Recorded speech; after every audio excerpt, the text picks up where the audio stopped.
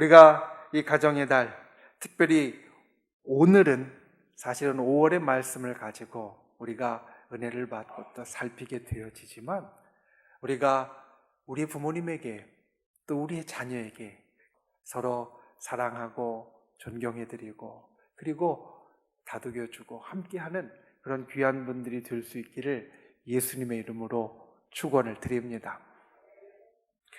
요한복음 처음에 보면 요한이 이렇게 이야기를 했습니다. 말씀이 육신이 되셨다. 우리가 날마다 말씀을 암송할 때, 우리가 기억해야 될 것은 이겁니다. 이 말씀이, 내가 암송하는 말씀, 내가 기억하는 말씀이 그냥 나의 입술 가운데, 내 머릿속 가운데 보이지 않는 것처럼 사라지는 것이 아니라, 요한이 이야기하는 것처럼 말씀이 육신이 되어서 내 손으로 잡힐 수 있고, 내 눈으로 직접 볼 수 있고, 내가 직접 느낄 수 있는 그러한 구체적인 것이 되어서 우리 가운데 계시게 되었다는 겁니다. 근데 여러분, 요한이 이 이야기를 한 것이 예수님께서 이 땅에 오시기 전이 아니라 예수님께서 이 땅에 오셔서 삶을 사신 이후였습니다. 만약 예수님께서 이 땅에 오시기 전에 말씀이 육신이 되었다라고 이야기했다면 사람들은 믿지 못했을 겁니다. 그것을 사실 인정하지 못했을 겁니다.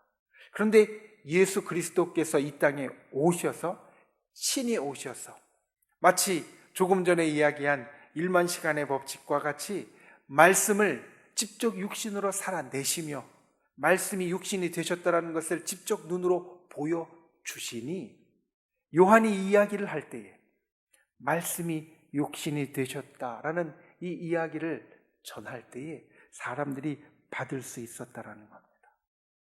예수님께서 말씀대로 또 말씀을 전하며 말씀과 함께 이 땅에서 33년의 삶을 사셨기 때문에, 마치 1만 시간의 법칙과 같이 그 긴 시간 직접 그 말씀을 삶을 통하여 나타내셨기 때문에 이 말씀이 정말로 추상적인 것이 아니라, 저 위에 있는 뜬구름 잡는 것 같은 것이 아니라 구체적인 것, 정말 우리가 만져질 수 있고 볼 수 있는 것으로 우리 가운데 있었다라는 이야기를 사람들이 그렇다라고 인정하며 받을 수 있었다라는 겁니다. 우리가 말씀을 외울 때 이걸 기억해야 합니다. 우리가 말씀을 암송할 때, 말씀을 읽을 때, 때로는 말씀을 묵상하고 곱씹을 때, 때로는 이 말씀이 나하고는 상관없이 저 위에 붕 떠 있는 것 같이 느낍니다. 말씀이 너무 추상적인 것 같이, 내 손에 잡히지 않는 것 같이, 내 눈에 보이지 않는 것 같이 우리가 그렇게 느낍니다. 느낄 때가 있습니다. 저도 그럴 때가 있습니다. 때로는 제 상황과 제 마음과 너무 떨어져 있으면 이 말씀이 진짜 그럴까라고 사실 생각되어질 때도 있습니다. 그런데 이 말씀도 때로는 1만 시간의 법칙이 적용되는 것 같습니다. 우리가 계속해서 암송하고 계속해서 가까이 가고 계속해서 내가 그 말씀을 묵상하고 또 읽으면서 들으면서 함께하면 어느덧 그 말씀이 저 멀리 있었던 것 같은 말씀이 이 가까이에 와서 나에게 만져지고 나에게 느껴지고 나에게 들려지는 그런 말씀이 되어진다는 겁니다. 여러분이 말씀을 암송할 때 이와 같은 은혜가 임하기를 원합니다. 하나님의 말씀을 암송할 때 그 말씀이 내게 가까워지는 은혜가 임하기를 원합니다. 하나님의 말씀을 암송할 때 그 말씀이 내게 느껴지는 은혜가 임하기를 원합니다. 하나님의 말씀을 암송할 때 이 말씀이 내게 주시는 말씀이구나, 그와 같이 이 마음 가운데에서 고백할 수 있는 그러한 귀한 분들이 되시기를 원합니다. 오늘 우리가 함께 5월의 말씀, 5월의 암송의 말씀을 살필 때, 내게 줄로 재어진 구역은 아름다운 곳에 있으며 나의 기업이 실로 아름답도다 라는 이 시편 16편 6절의 말씀을 함께 살필 때, 오늘 말씀의 은혜가 날마다 우리가 이 말씀을 암송하려고 할 때마다 달력에 있는 것, 그리고 오늘 여러분들에게 나누어 준 이제 2019년의 암송 카드 그것을 가지고 다니면서 우리가 읽고 또 가까이 할 때에 그 은혜가 다시 한번 우리 속에 살아나고 또 기억되어지고 정말 내 것이 되어지는 놀라운 역사가 있기를 예수님의 이름으로 축원을 드립니다. 첫 번째 기억해야 될 것은 믿음의 눈을 뜨라라는 겁니다. 믿음의 눈을 떠야 합니다. 오늘 말씀의 처음은 이렇게 시작합니다. 내게 줄로 재어진 구역은 아름다운 곳에 있으며. 다윗은 오늘 시편 16절에 다윗은 왕이었습니다. 우리가 보통 생각할 때는 왕은 한계가 없을 것 같습니다. 그런데 이 다윗도 한계가 많았습니다. 다윗은 말째로 태어났습니다. 형들이 있었습니다. 사실 저는 첫째라 동생의 서름을 잘 모르지만 동생으로서 자라난 또 저희 자녀들을 봐도요, 동생은 동생으로서 서름 같은 게 있는 것 같습니다. 제가 볼 때는 다 사랑하는 자녀들이지만 둘째, 셋째는 첫째와는 다른 동생으로서의 서름 같은 게 있는데 말째는 어떻겠습니까? 사무엘이 기름 부으러 왔을 때 아버지 이새는 말째 다윗을 부르지도 않았습니다. 아들들을 다 불러 모아달라고 부탁을 했는데 말째 다윗은 부르지도 않았습니다. 말째로서 다윗은 한계가 있었습니다. 어려운 시절을 지냈습니다. 왕에게 쫓겨다니고 목숨의 위협도 여러 번 받았습니다. 다윗의 한계입니다.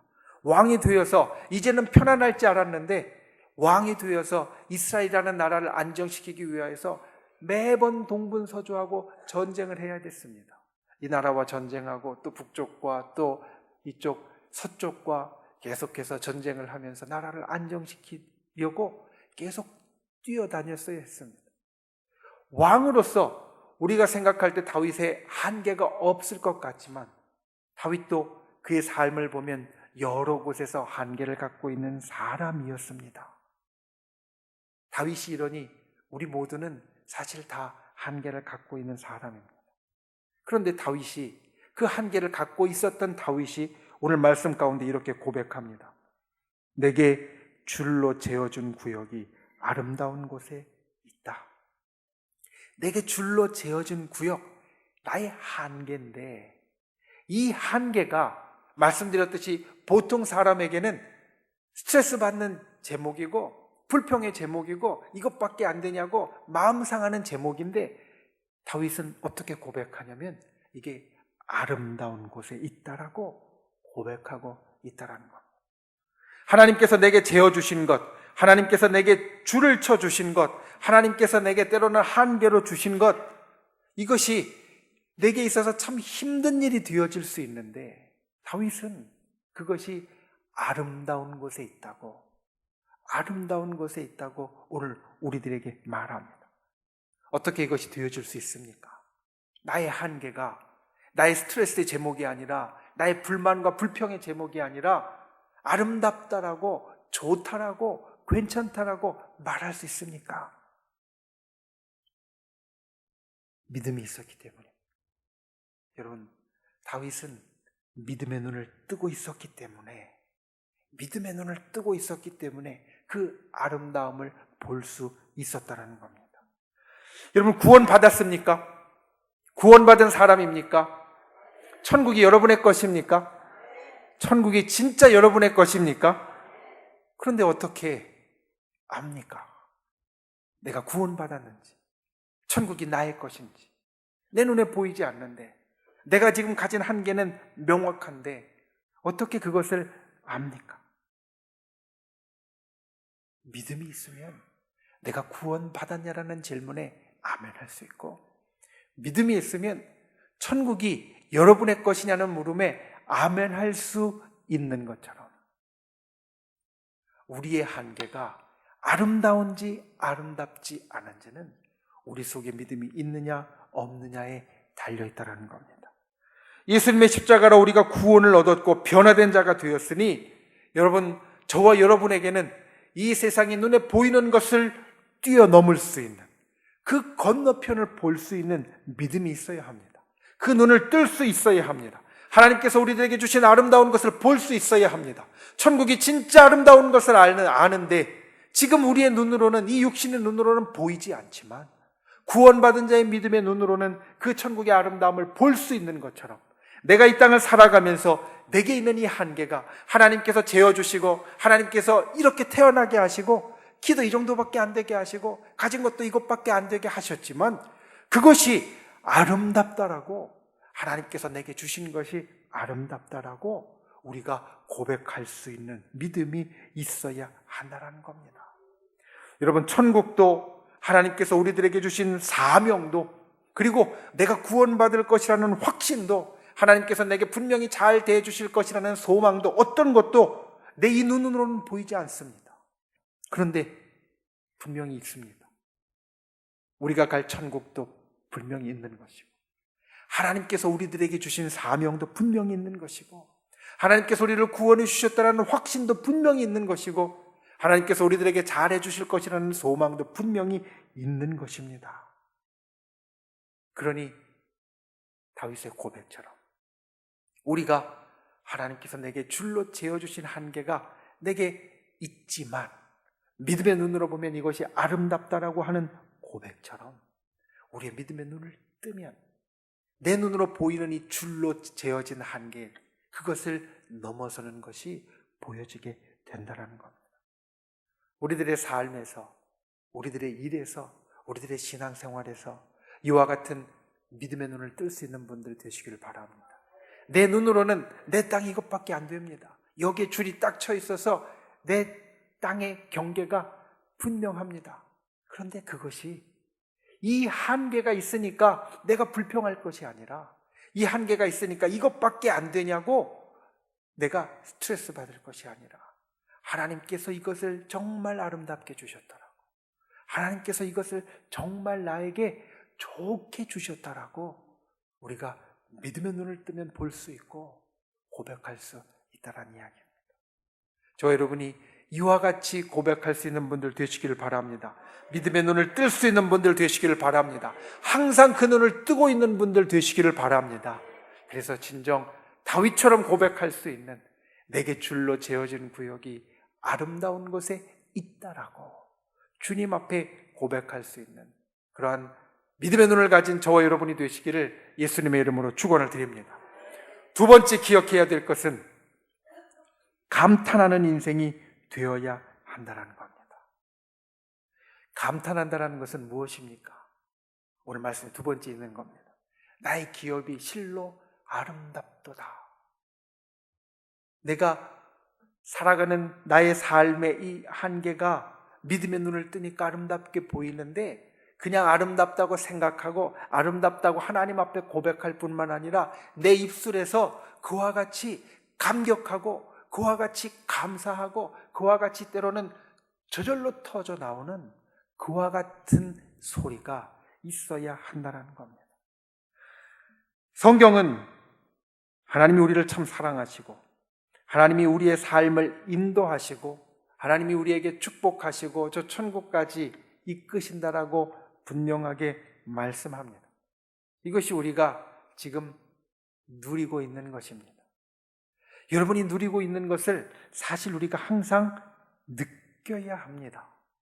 머리가 아니라 나의 가슴과 나의 온몸으로 느낄 수 있어야 합니다. 하나님의 사랑 너무나 분명합니다. 저 여러분은, 아니 저는 사실 가능성 없는 죄인입니다. 가능성 없는 죄인입니다. 하나님께서 하나하나 꼬집어서 만약 벌 주시려고 하면 한시도 버틸 수 없는, 사실 가능성 없는 죄인입니다. 그런데 하나님은 결코 나의 잘못을, 저의 잘못, 저의 그릇된 것, 그리고 부족한 것을 꼬집어서 이야기하시고 벌하시는 것이 아니라 품어주십니다. 받아주십니다. 괜찮다라고 말씀해 주십니다. 그리고 이 가능성 없는 죄인에게도 구원의 길을 열어주십니다. 구원받을 수 있는 길, 그 죄사함을 받을 수 있는 길, 하나님 앞에 나올 수 있는 길을 주님께서 열어주십니다. 그토록 우리는 주님의 사랑을 받는 사람입니다. 하나님의 섭리가 우리의 삶에 있다는 것을 또 우리는 계속 볼 수 있어야 합니다. 요셉이 형제들에 의해서 종으로 팔려서 애굽에 갔습니다. 그리고 애굽의 종으로 팔려가서 누구의 집으로 갔냐면 보디발이라는 시위대장, 지금으로 이야기하면 대통령 경호실장 집에 종으로 갔습니다. 잘 됐습니까? 아니면 잘못된 겁니까? 사실 둘 다 있을 겁니다. 종으로 팔린 것, 종으로 되어진 것 생각하면 진짜 잘못된 거지만, 그래도 그 가운데 좀 괜찮은 집으로 갔다라는 걸 생각하면 잘된 것 같이 여길 수도 있습니다. 그런데 이 잘된 것 같은 게 또 잘된 것이 아닌 것이 됩니다. 왜냐하면 그 집에 가서 어려움이 있을 때, 다른 보통 집에서 어려움이 있다면 감옥에 갇힐 만하지 않을 텐데, 시위대장 집에서 어려움을 겪으니까 감옥에 갇히는 신세로 전락되었다라는 겁니다. 우리의 삶은 날마다 변해가면서 어떻게 될지 모릅니다. 그런데 그 삶 가운데에서 하나님은 섭리하십니다. 하나님의 이치, 하나님의 인도하심을 나타내시고 보여주십니다. 성경의 여러 인물들이 그것을 우리들에게 보여주고 있고, 또 우리도 살면서 그것을 느낍니다. 길을 가다 보면 때로는 행운과 같은 일이 우리에게 나타나는데, 그것들 결코 우연이 아니라 우리의 길을 인도하시는 하나님의 섭리라는 겁니다. 여러분, 이것들이 우리가 성경을 통해서 알고 또 우리들 삶에서 누리는 겁니다.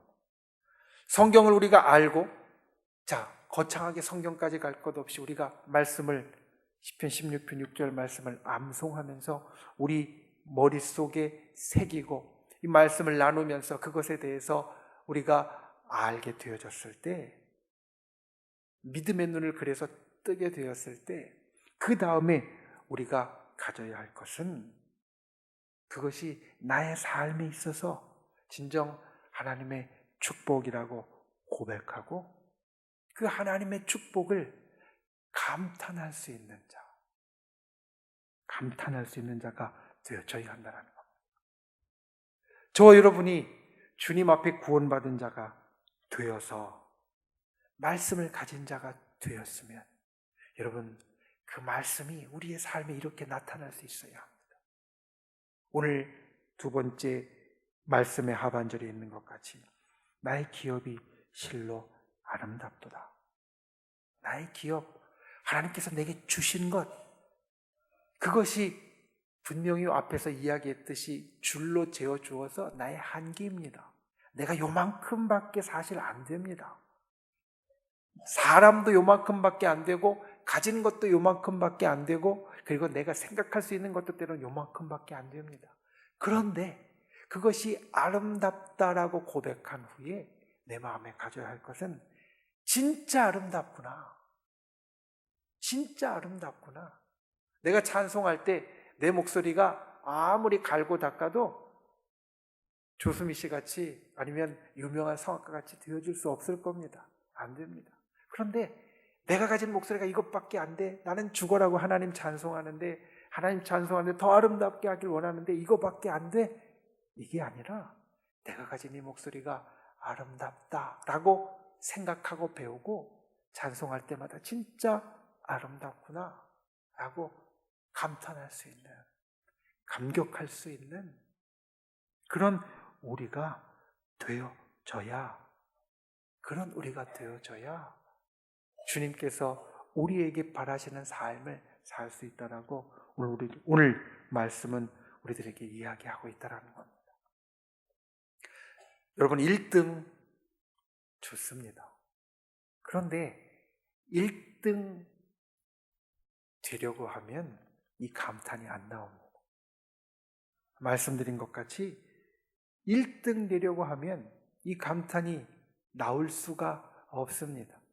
사실 오늘 말씀 그 전에 보면 이 기업은 하나님께서 나의 산업과 나의 자녀의 소득이라고 5절에 이야기하시고 있고, 하나님께서 우리들에게 나누어 주신 것 가운데 레위인 같은 경우는 아무것도 이 땅에 주신 것이 없다라고 말씀하고 있는데 그와 같은 것을 받아서 만족할 사람이 얼마나 있겠습니까?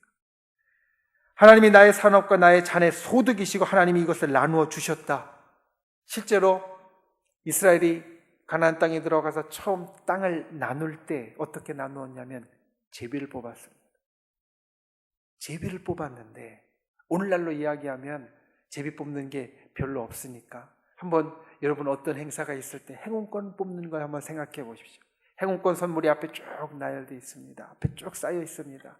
그 중에 1등은 정말 화려하고 좋은 것이고요. 저 밑에는 그냥 조그만 상자에 있는 때로는 내게 긴이 필요하지도 않은 것이 될 수도 있습니다. 그런데 여러분, 행운권 추첨해서 모두가 다 1등을 바라고 1등만 좋다고 생각하면 이 제비뽑기 자체가, 이 행운권 추첨 자체가 좋다라고 말할 수 있는 사람은 아무도 없습니다. 이스라엘 백성도 그랬을 겁니다. 분명히 저기는 비옥한 땅, 저기는 물가 바로 옆에 있고, 저기는 우물도 있고, 저기는 산이라서 별로 좋지 않은 땅, 그들 눈에 다 보였을 겁니다. 제비를 뽑았습니다. 내 땅이 어딘가 되었습니다. 그러면 저 좋은 땅만 보고 있으면요, 내 땅이 어디가 되든 간에 감탄 못합니다. 감탄하기 어렵습니다. 그런데 저 산에 지금 당장은 쓸모없는 것 같은 땅이라도 하나님께서 내게 주셨다라고 내가 믿고 고백하면 그 땅을 내게 주셔서 정말 감사합니다라고 감탄할 수 있는 자가 될 수 있다는 겁니다. 하나님께서 내게 주신 것에 내가 만족할 수 있으면, 내가 만족하면 그것으로 감탄하는 자가 되어지지만, 만족하지 못하면 아무리 풍성해져도, 아무리 좋아져도 1등이 아니면 만족 못하는데, 여러분, 내가 원하는 모든 것에서 1등이 될 수 있는 사람은 이 세상에 아무도 없습니다. 그러니 1등이 돼야 만족하는 사람은 절대로 만족할 수 없고 감탄할 수 없는 삶을 살 수밖에 없다라는 겁니다. 우리 믿는 사람의 삶은 그렇지 않아야 합니다. 우리 신앙의 사람의 삶은 그렇지 않아야 합니다. 때로는 우리가 가진 것이 부족할 수 있습니다. 때로는 우리의 건강이 약할 수 있습니다. 때로는 우리의 소유가 적을 수 있습니다. 때로는 우리 가정에 문제가 있을 수도 있고, 또 살면서 여러 어려움이 있을 수도 있습니다. 그런데 그 삶 가운데에서도 하나님께서 이것을 아름답게 하셨다라고 감탄할 수 있는 고백이 있는 사람, 그 사람이 바로 오늘 시편 16편 6절이 보여주고 있는 사람이라는 겁니다. 믿음을 가지고 이와 같이 감탄할 수 있는 분들이 되시기를 바랍니다. 믿음의 눈이 있으면, 하나님께서 주셨다라는 믿음의 눈이 있으면 달리 보입니다. 믿음의 눈을 떠야 하는 이유가 바로 거기에 있습니다. 내 눈으로 보는 것 말고 다른 것이 보입니다. 피안이 보입니다. 그런데 그 피안이 보일 때 그것을 내가 삶에서 느끼고 감탄하는 자가 되어야 진짜 그 너머가 내 것입니다. 그 너머가 보이는데 여전히 내 마음에는 불평하고, 여전히 내 마음에는 불만이 있고, 여전히 내 마음에는 스트레스 받고, 여전히 내 마음에는 어려운 것이 있으면 그 건너편에 있는 것이 내 것이 아닙니다.